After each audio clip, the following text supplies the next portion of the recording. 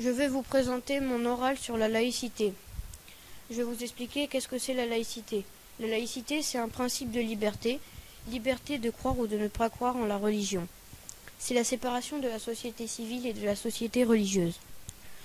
La tolérance, c'est le fait de respecter la liberté et les opinions des autres. Le prosélytisme, c'est la volonté d'imposer ses idées aux autres. La liberté de conscience, c'est le droit de choisir librement une religion, d'en changer ou de ne pas en avoir. Je vais vous expliquer comment l'école et l'État sont devenus laïques. Il y a 3 étapes législatives fondamentales. La loi de Jules Ferry du 28 mars 1882, elle porte sur l'organisation de l'enseignement. Un jour de la semaine est autorisé pour un enseignement religieux. La loi du 9 décembre 1905, elle a été fondée pour séparer l'Église et l'État. La loi du 15 mars 2004, elle vise sur le port de signes ou de tenues religieuses à l'école. Je vais vous expliquer la charte de la laïcité à l'école. Nous pouvons retrouver la charte de la laïcité à l'école de façon ostensible dans toutes les salles de classe ou même sous le préau.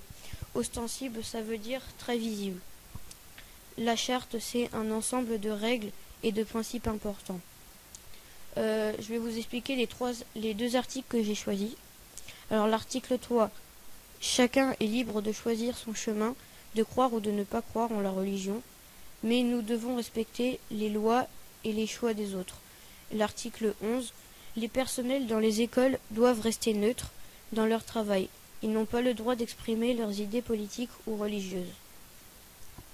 Alors, je vais vous expliquer l'arbre. Comment représenter la laïcité. À travers l'arbre, il y a toute une histoire. La racine représente le passé. Sur le tronc est écrit liberté, égalité, laïcité et fraternité. Nous y retrouvons également le drapeau tricolore. Ceci représente le présent. Pour ce qui est de la ramure ou l'histoire, nous retrouvons dans les racines le nom de personnes importantes.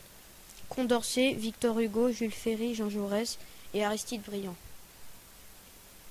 Alors, Aristide Briand est un homme politique qui a fait voter la loi du 9 décembre 1905.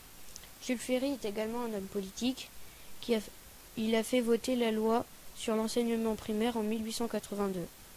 Les mains de couleurs différentes signifient que nous sommes tous différents. La cocarde tricolore représente la France. Le bonnet phrygien rappelle la Révolution française, le bonnet qui était porté par les révolutionnaires appelés les sans-culottes, pour montrer que c'était des hommes libres. Sur l'arbre, le mot de la laïcité a été intégré à la devise de la République française. Il a été placé à côté du mot égalité.